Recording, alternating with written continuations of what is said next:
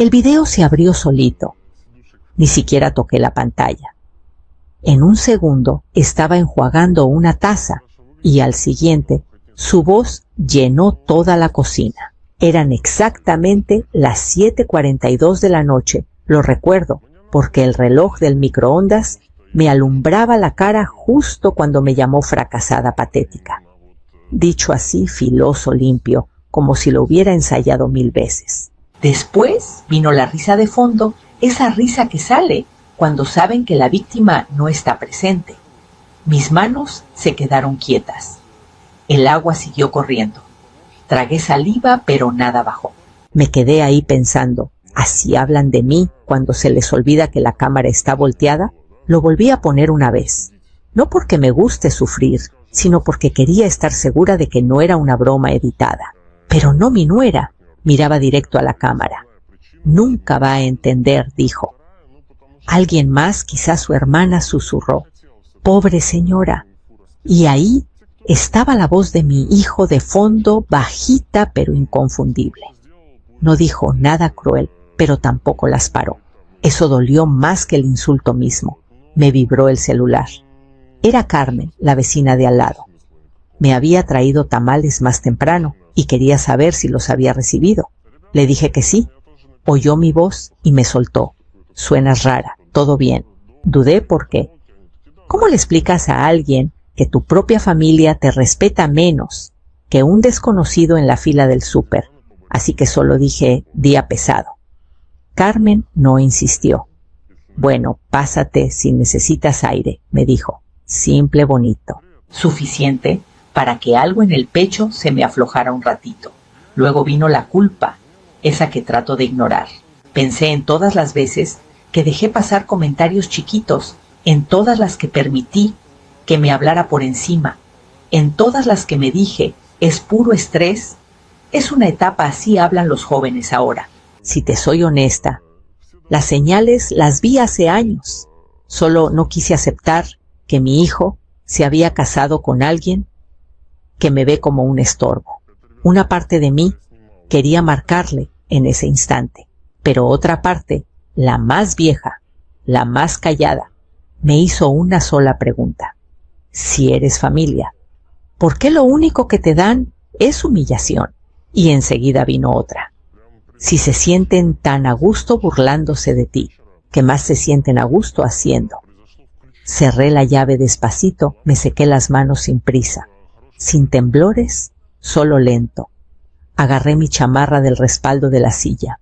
Si ella pensó que ese video me iba a quebrar, no entiende lo que el silencio le hace a una mujer de mi edad.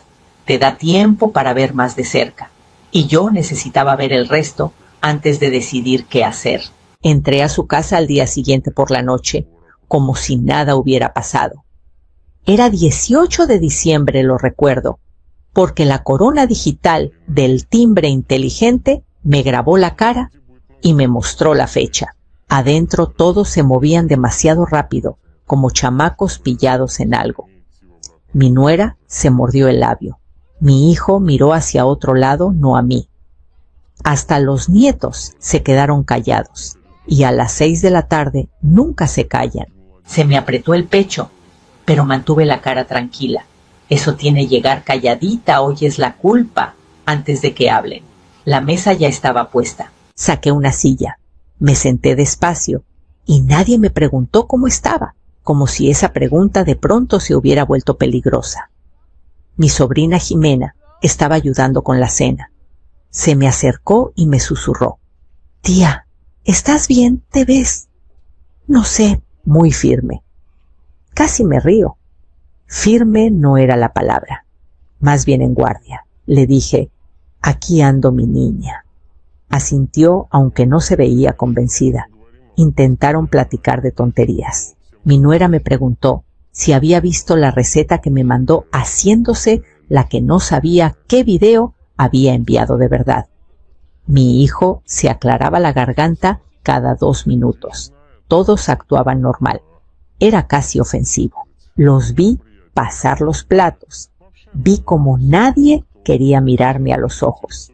¿Te has fijado que en las familias los que más gritan somos familia. Son los primeros en dejar de portarse como tal cuando de verdad importa, si de veras somos familia. ¿Por qué todos de repente le tienen pánico a una plática sencilla? Porque yo soy la única que no está fingiendo. Corté un pedazo de pavo y la mano me tembló una vez. Solo una. Ese temblecito me enojó conmigo misma. Odié darles ni un segundo de prueba de que sus palabras habían pegado en algo dentro de mí. Y sí sentí un poquito de vergüenza, no por lo que dijeron, sino porque durante años ignoré tantas advertencias chiquitas diciéndome que era estrés o un mal día. Debí haber puesto atención antes. Seguí comiendo, seguí escuchando. Cuando dejas de defenderte, la gente empieza a resbalar. Salían cositas, medias frases que me decían más que cualquier disculpa. Y mientras se hablaban unos encima de otros para verse normales, me di cuenta de que no necesitaba confrontar a nadie todavía. Solo esperar el próximo descuido, el que sabía que iba a venir en cuanto mi hijo abriera la boca. Levanté el tenedor y la mano me tembló solo una vez. Ojalá nadie lo viera, pero claro que mi nuera lo vio. Se detuvo a media frase, luego siguió hablando más fuerte, como tapando una grieta en la pared con pintura fresca. Toda la mesa giraba alrededor de mí sin tocarme. Contaban historias de mí como si yo no estuviera sentada ahí mismo. Mi nuera se extendió en cómo me ayuda con todo, hasta sacó a relucir los $1,800 que me prestó para el mandado el mes pasado, como si eso fuera lo que me mantenía viva. Su mamá se inclinaba a cada rato para corregir detalles, pulir la historia. Y mi hijo asentía. Ese asentimiento suave automático que usan cuando no quieren romper la versión que les conviene. Yo masticaba despacio escuchando. El pavo estaba seco. O tal vez era mi boca. No me preguntaban nada directo. Me había convertido en el objeto de la historia, no en la persona. Me pegó más fuerte de lo que esperaba darme cuenta de que necesitaban que yo me quedara chiquita para que su generosidad se viera grande. Y te confieso algo, de lo que no estoy orgullosa yo dejé que pasara, poco a poco, siempre excusándolo con estrés, con presión, con lo que me hiciera sentir menos mal. Sentada ahí, sentí una vergüenza que me subía por el cuello. Jimena, mi sobrina, se acercó otra vez. «Tía, ¿por qué hablan como si no estuvieras aquí?», me susurró. Frase sencilla, pero cortó el ruido como navaja. Me encogí de hombros, pero ella no se la creyó. «Pues yo estoy aquí si necesitas que te eche la mano», agregó. Quise abrazarla ahí mismo. Entonces mi hijo por fin habló, y fue peor que el silencio.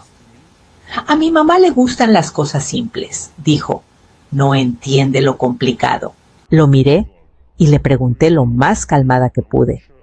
«Si soy tan simple, ¿por qué necesitas mi nombre en la mitad de tus papeles?». Se le apretó la mandíbula. No contestó. Qué chistoso cómo la familia siempre se olvida de la lógica cuando le conviene. Si estamos todos juntos en esto, ¿por qué soy la única que tiene que quedarse callada? La mesa cambió después de eso. Miraditas rápidas, hombros tiesos, esa tensión que no se arregla ni con salsa ni con risas forzadas. Mi nuera soltó una carcajada muy rápida, muy aguda, y dijo: «Bueno, total, ella hace lo que puede». Y justo ahí se le escapó una frase de más de esas que te dicen lo que de verdad cree la persona. Y supe que necesitaba escuchar lo que iba a decir después. Dijo mi nombre, demasiado alegre, como cuando alguien quiere tantear el agua antes de meterse. Estábamos pasando los platos, y ella ladeó la cabeza hacia mí, con esa sonrisita delgada que pone cuando quiere algo. «Oye, ¿ya recibiste lo que te mandé?», preguntó. La voz se le trabó a la mitad. Sus dedos tamborileaban en el borde de su copa de vino, de $350, sí, la etiqueta del precio, todavía estaba pegada en la base, porque se le olvidó quitarla. El corazón me dio un golpe fuerte, lo sentí hasta en el cuello. Ese fue el momento en que entendí ella. No sabía que me había mandado el video, ni idea. Pensaba que todavía tenía la ventaja. Del otro lado de la mesa, mi primo Mateo, que había pasado a devolverme una bufanda, levantó una ceja. Es de los que no se le escapa nada, me susurró. ¿Le vas a contestar, prima? Sin presionar, solo curioso. Me encogí de hombros un poquito. Él me hizo con la boca, bueno, con cuidado, y agarró una tortilla. Preocupación de verdad sencilla, me ayudó a mantenerme firme. La miré sin parpadear. Ella sonrió más fuerte, demasiado fuerte, y ahí se me prendió la luz. No me estaba preguntando si había visto un documento o una receta. Estaba chequeando si su golpe había llegado, si el daño que quería hacer había pegado. Y ahí me cayó la lógica, si somos familia. ¿Por qué lo primero que chequea es si su dardo dio en el blanco? Y si tanto le importa la unión familiar. ¿Por qué empezó llamándome fracasada delante de gente que apenas me conoce? Por un segundo sentí algo chiquito y filoso en la garganta, vergüenza quizá. No por sus palabras, sino por darme cuenta de que había ignorado advertencia tras advertencia. Todos esos comentarios que dejé pasar todas las veces que mi hijo volteaba la mirada. Les permití construir una versión de mí que les quedaba mejor, callada, inofensiva, predecible. Siguió tamborileando en la copa. Mi hijo nos miraba a las dos, como esperando que yo explotara. No lo hice. Solo tragué el nudo seco que tenía en el pecho y dije una sola palabra lo más firme que pude. Sí, la habitación se movió. Ella se puso rígida de hombros. Mi hijo parpadeó. Mateo dejó de masticar a la mitad. Y en cuanto salió esa palabra de mi boca, supe que tenía que ver hasta dónde iban a llevar esta actuación. Me recargué en la silla y asentí como si todo estuviera perfectamente normal. Eran las 6:57 de la tarde. Vi la hora en el reloj inteligente de mi hijo, cuando se rascó la muñeca, evitando mirarme otra vez. Hice preguntas amables sobre la comida, alabé el sazonado, hasta le pregunté a mi nuera dónde había comprado las ejotes. Actuaba como mujer distraída con la cena familiar, sin notar la tensión que flotaba sobre la mesa. Por dentro, sin embargo, veía cada tic en su cara, la sonrisa apretada, la respiración corta, cómo seguía viendo el celular, como si eso la fuera a salvar. Mi hijo nos miraba a las dos confundido, sintiendo que algo andaba mal, pero sin saber dónde estaba la grieta. Jimena estaba sentada enfrente. Me dio un asentimiento chiquito, de esos de ya veo lo que estás haciendo. Más tarde me murmuró: tía, estás extrañamente tranquila, le contesté bajito. La calma saca más respuestas que el enojo. Ella sonrió de lado. Está bien, pero no dejes que te vean la cara. No contesté, porque ese era el punto. Quería que pensaran que me estaban viendo la cara. Mi nuera empezó a explicar de más cosas que nadie le preguntó, lo ocupada que había estado, lo cansada, como a veces las familias se malentienden. Entonces le pregunté suavecito: si fue solo un malentendido, ¿por qué se rió tu mamá? Parpadeó rápido. Mi hijo saltó: mamá, no te tomes todo tan en serio, somos familia. Y yo le devolví: si somos familia, ¿por qué cada explicación empieza diciéndome cómo debo sentirme? No tuvo respuesta. Solo apretó los labios como deseando haberse quedado callado. Me dio un dolorcito inesperado entonces. Odié estar midiendo la honestidad de mi propio hijo viendo sus hombros en vez de sus palabras. Odié haber ignorado estos patrones porque no quería arriesgar el tiempo con mis nietos. Ese miedo todavía vive en mí, lo admita o no. Aún así, seguí con la actuación. Me paré después de la cena y dije: déjenme ayudar con los trastes. Mi nuera se estremeció como si le hubiera ofrecido veneno. Perfecto. porque la gente se revela más cuando tiene las manos ocupadas y cree que eres inofensiva. Y yo necesitaba oír qué iba a decir cuando se cerrara la puerta de la cocina detrás de nosotras. La llave del agua siseó fuerte cuando la abrí tanto que las dos nos sobresaltamos. Ella dejó caer un plato, uno de los buenos, no el juego barato que me reserva a mí. Golpeó el mostrador y se partió en dos limpio, murmuró algo por lo bajo y se agachó rápido con las manos temblando mientras recogía los pedazos.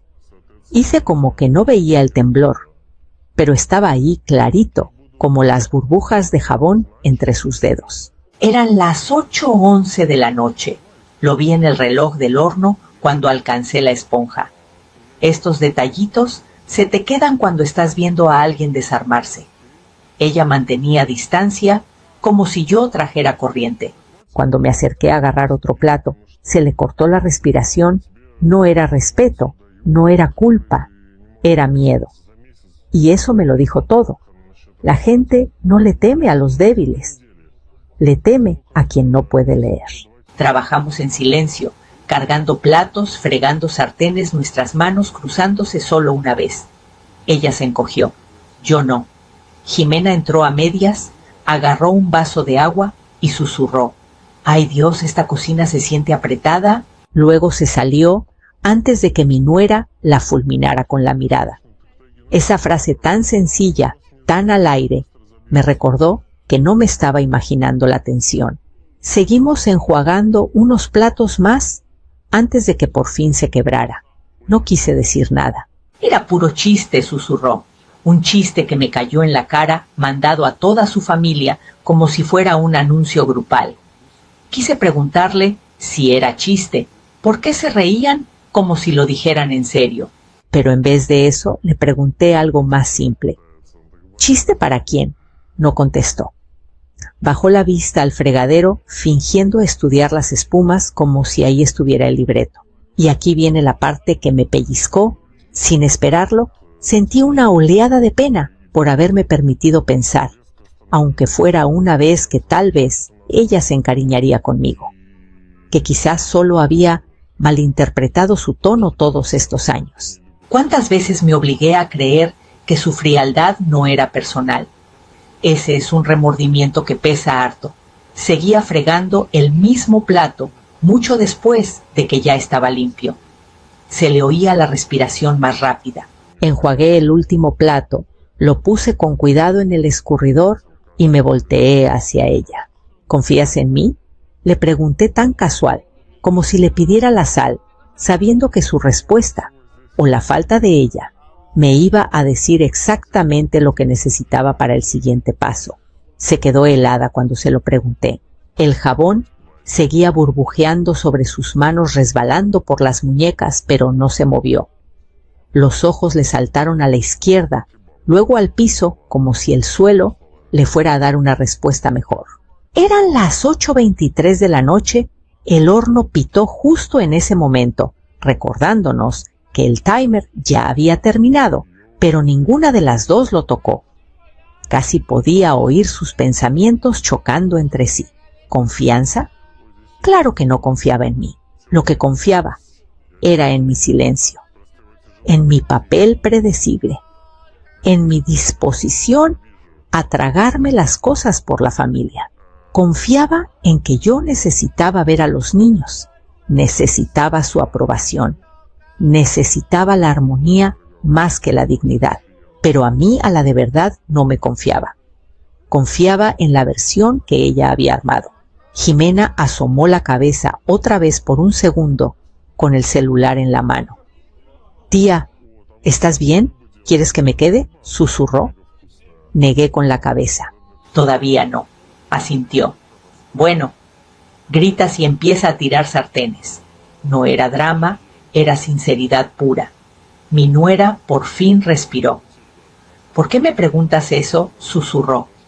Me sequé las manos con el trapo y mantuve la voz firme. «Porque la confianza va de los dos lados. Si soy tan incompetente como dices, ¿por qué me pasas algo importante? Y si me ves como familia, ¿Por qué hablas como alguien que espera que yo desaparezca? Abrió la boca, la cerró. Nada, solo ese pánico delgado subiendo por sus hombros. A la gente le encanta la palabra familia hasta que le pones lógica enfrente. Si estamos tan unidos, ¿por qué siempre soy yo la que tiene que aguantar el golpe? Algo dentro de mí se apretó. No era fuerza, era más bien duelo. Me vinieron a la mente las caritas de mis nietos. Me dio un flash de miedo si esto explota. ¿Me van a quitar a los niños? Me odié por pensarlo siquiera. Me odié por haber dejado que el miedo me guiara tanto tiempo, que callara mis instintos, que me adormeciera las reacciones. Ella se alejó un paso secándose las manos como queriendo borrar la plática. No sé qué crees que viste, dijo. Ni disculpa, ni cerca. Solo otro intento de moldear la verdad antes de que aterrizara. Pero el pánico en su voz fue suficiente. Me dijo que no estaba equivocada. Me dijo que no estaba lista para lo que yo sabía. Y me dijo que ya era hora de sacar el folder que había guardado escondido por años. Abrí el cajón, que nunca le mostré a nadie, el que está debajo de la impresora vieja en el pasillo. La llave seguía en el mismo llavero que mi tarjeta de Costco, con la esquina gastada. Eran las 9:04 de la noche. Chequé el reloj, porque las manos me dudaron un segundo antes de recordar por qué hacía esto.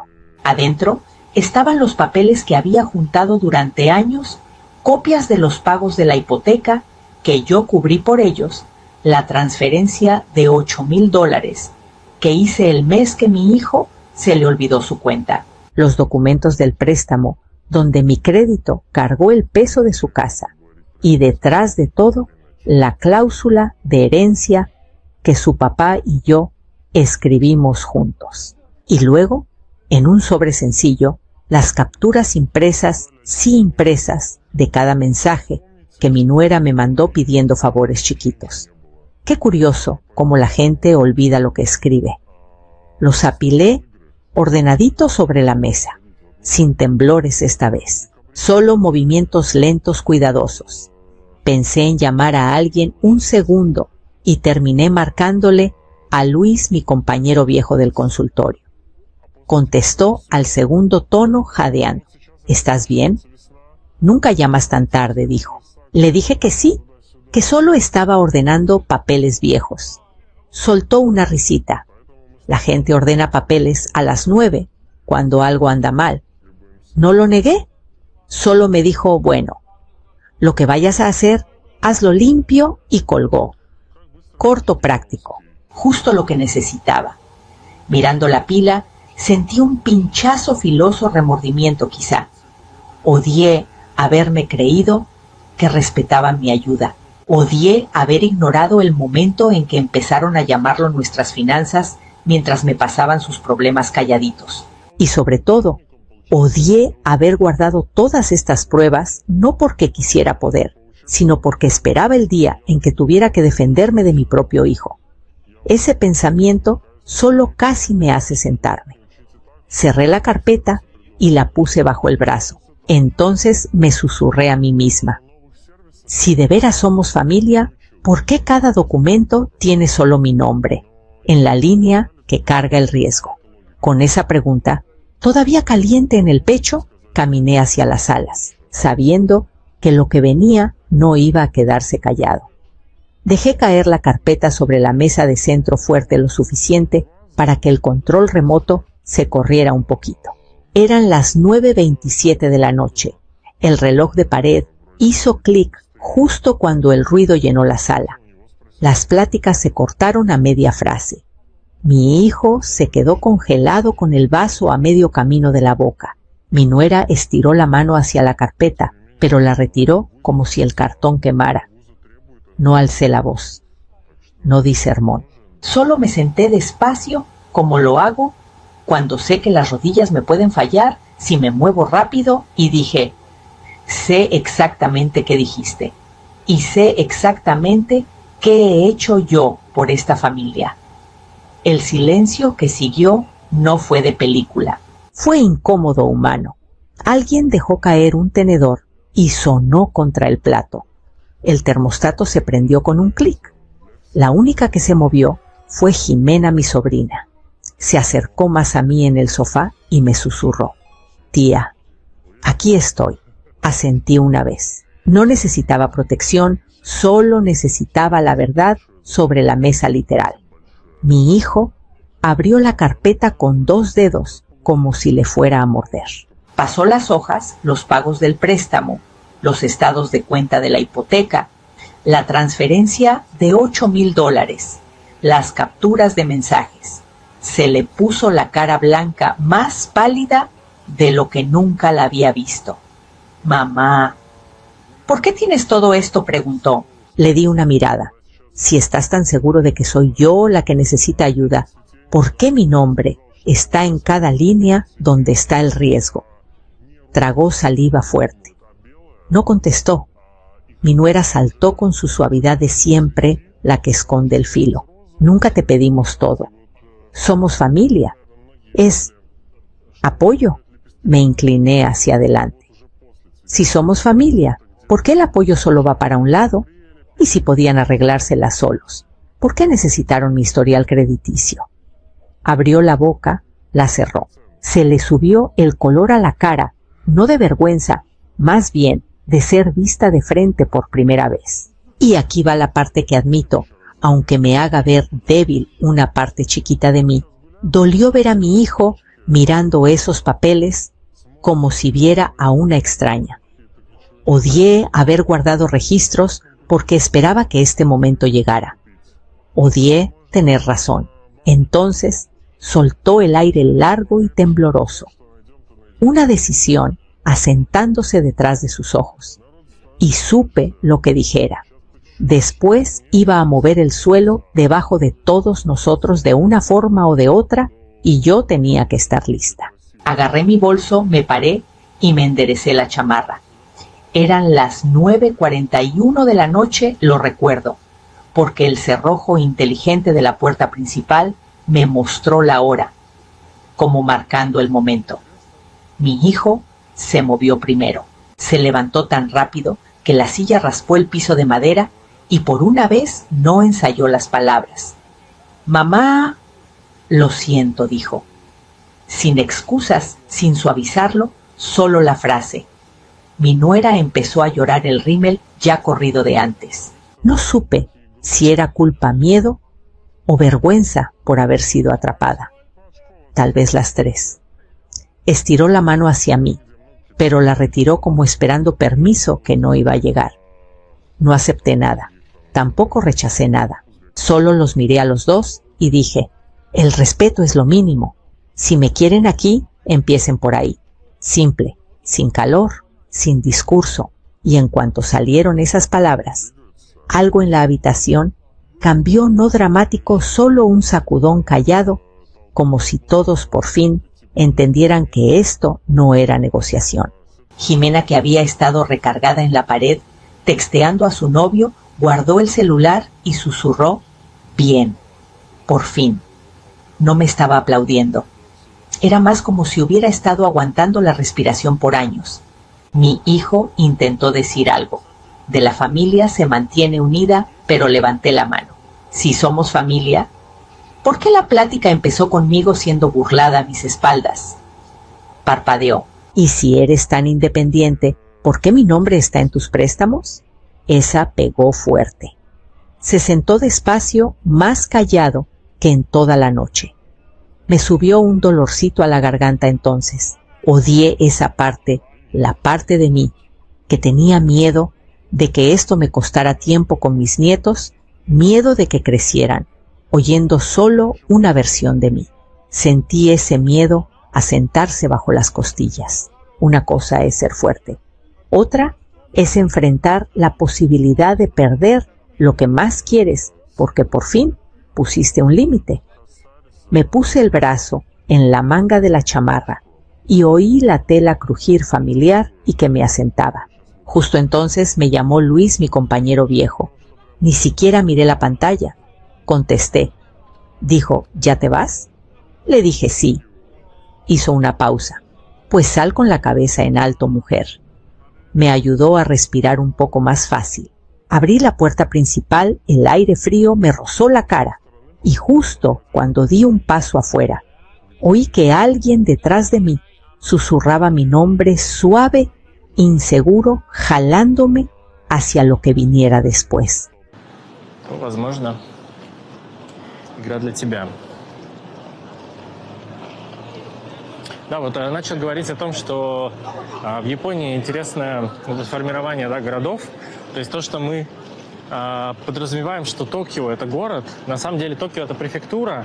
И это, знаете, как если бы сказать, Московская область. То есть Токио – это, по сути, как область. А внутри Токио есть города. Вот эти города – это как раз-таки районы, как мы их называем, да, по нашим нормам. Но, по сути, это города, так или иначе. У них у каждого есть своя мэрия, у них у каждого есть там свои правила, немножко отличающиеся. Вот. И, соответственно, вот мы сейчас находимся с вами в городе Итабаши. До этого мы проходили, получается, город Шинджику. То есть это, по сути, микрогорода, маленькие города. Вот так вот. Что за номера у них на спине? У них у каждого есть свой личный номер, я так понимаю, это... то есть они заплатили, наверное, за эту ходьбу, имеют свою карточку. И где-то, наверное, чекинится, что мы дошли до этой точки, мы дошли до этой точки. Вот видишь, у них там коды есть, QR-коды какие-то. Наверное, они их сканируют, соответственно, и подмечаются. Как айдишка.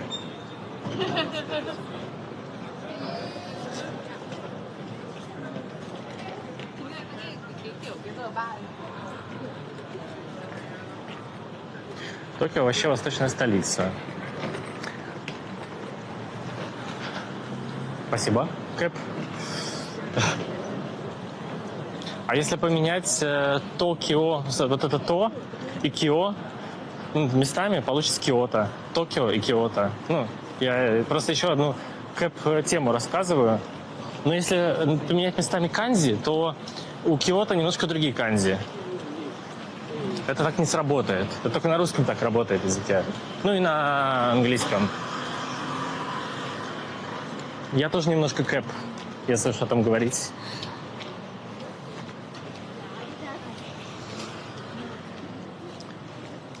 Если получить ВНЖ в Японии, даст ли это преимущество при визе в США? То, наверное, нет. Ты если будешь подаваться, ты все равно будешь подавать не свою визу ВНЖ в Японии, а будешь свой загранпаспорт подавать. То есть нет.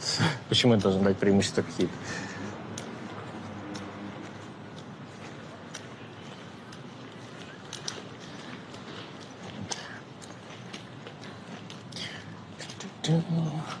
Я в итоге так эту водичку и не купил, которую хотел.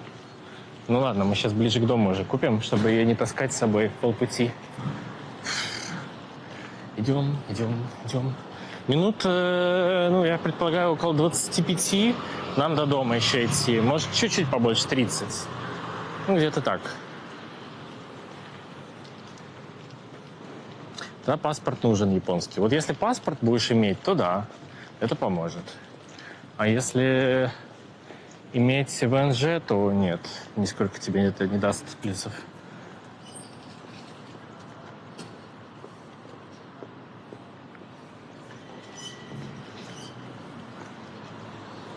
Грин-карту.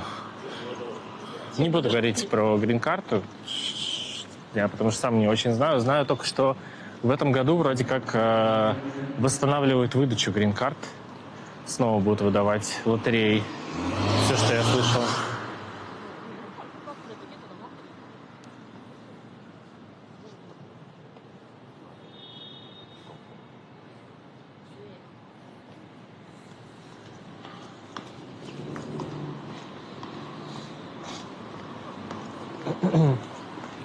Говорят, вроде в конце апреля планируют восстановить выдачу грин-карт, но правда-неправда, я не знаю. Как говорится, будем посмотреть.